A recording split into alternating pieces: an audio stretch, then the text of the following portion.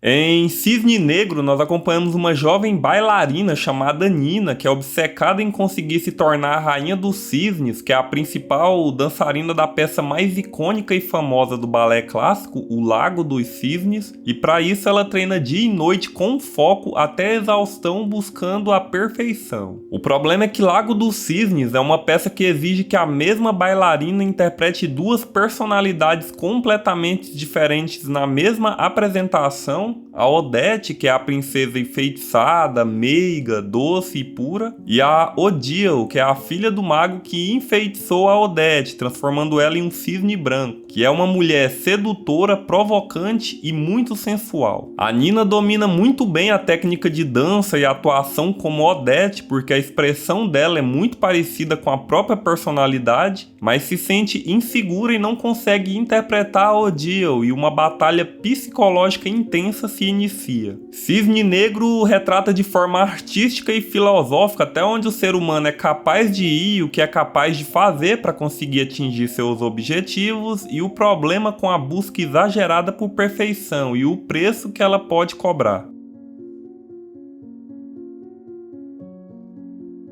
Olá, eu sou o Lailson Santos do canal Cinéfilo Eclético e hoje para falar de um puta filme de suspense vencedor do Oscar, que traz reflexões importantes sobre a busca pela perfeição e o preço que as pessoas estão dispostas a pagar por ela, que é o Black Swan, ou Cisne Negro. E se você já é inscrito, já deixa um like aí para fortalecer o canal, e se ainda não é, se inscreve, porque a sua inscrição é o combustível que eu preciso para continuar trazendo mais vídeos como esse. Muito obrigado por isso, e agora com vocês tudo sobre Cisne Negro.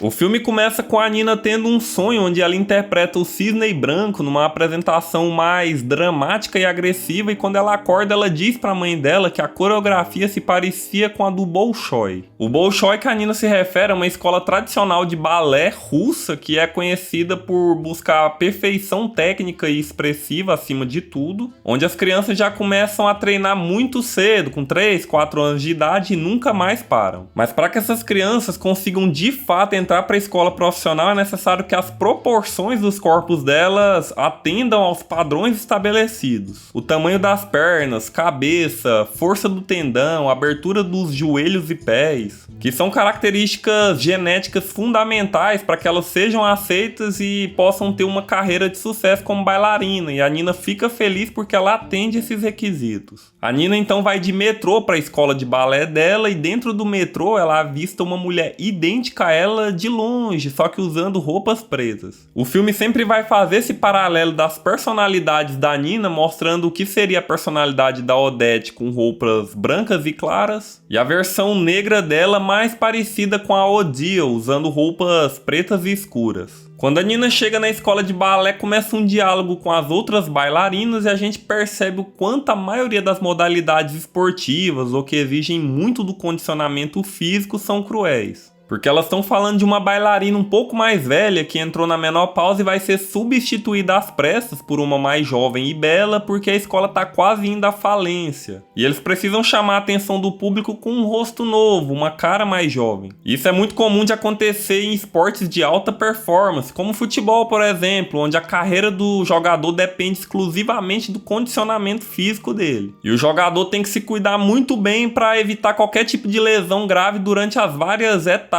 da trajetória dele como jogador, porque se acontecer, principalmente no início da trajetória, a carreira dele vai pro limbo. O que já aconteceu com muitos jogadores e também aspirantes, inclusive comigo quando eu tinha 12 anos e fazia treinamentos muito intensos para minha idade numa escolinha de futebol. Na época eu tive um problema no joelho e se eu quisesse continuar treinando para tentar a carreira profissional, eu devia fazer uma cirurgia. O que eu optei por não fazer e desistir do sonho de ser jogador, o que é uma pena, porque modéstia à parte eu sou muito bom de bola. E no balé não é diferente. Se uma bailarina torcer o pé ou romper um tendão, dependendo do grau da lesão, a carreira dela já era. Ela vai perder apresentações importantes, baixar o rendimento e dependendo nunca mais vai poder dançar profissionalmente. O que é uma situação muito triste e frustrante para quem se dedica várias horas do dia durante vários anos, muitas vezes deixando vários momentos importantes com a família e amigos,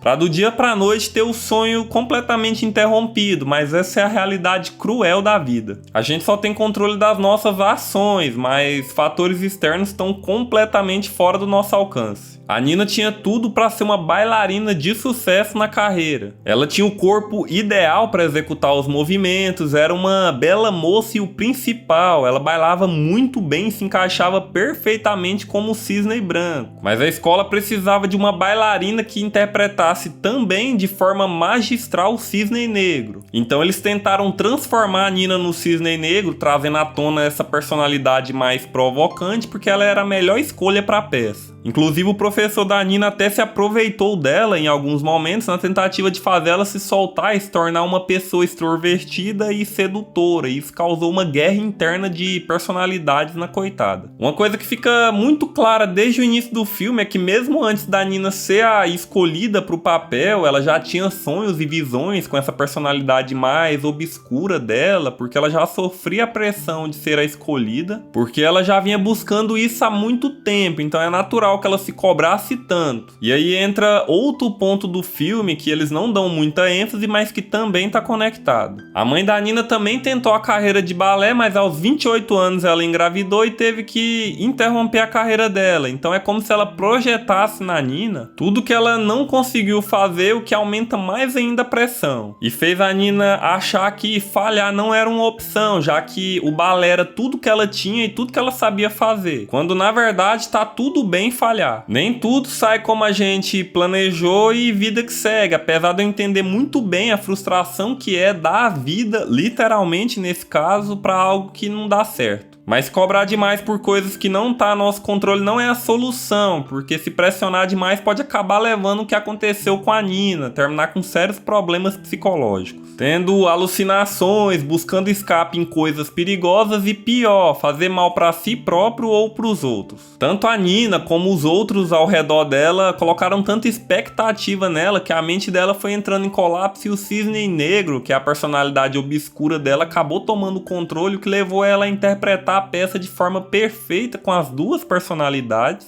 mas com o custo da própria vida, o que acabou levando ela à morte, porque durante a metamorfose e um delírio ela acabou se furando com um caco de vidro e morrendo durante a apresentação, que é um dos finais trágicos da peça O Lago dos Cisnes, onde a Odete não consegue se livrar do feitiço do mago e acaba tirando a própria vida junto com o príncipe, para que eles fossem felizes para sempre na vida após a morte. E assim termina o Cisne Negro, de forma dramática, mostrando o preço que a Nina foi disposta a pagar pela perfeição. Um filme reflexivo que faz a gente parar para pensar até onde a gente pode ir para alcançar nossos objetivos, os limites tanto do corpo quanto da mente que a gente pode romper. E eu já vou adiantando, eu não tô disposto a morrer pelos meus sonhos não sei você, mas deixa aí nos comentários. E agora eu vou deixar uma sugestão de um vídeo que eu fiz sobre 500 dias com ela e a romantização do amor que acontece hoje em dia em tudo quanto é lugar, e como isso afeta a percepção e expectativas sobre relacionamentos e a vida a dois na cabeça das pessoas. Muito obrigado a você que assistiu esse vídeo até aqui, um forte abraço e eu te vejo lá.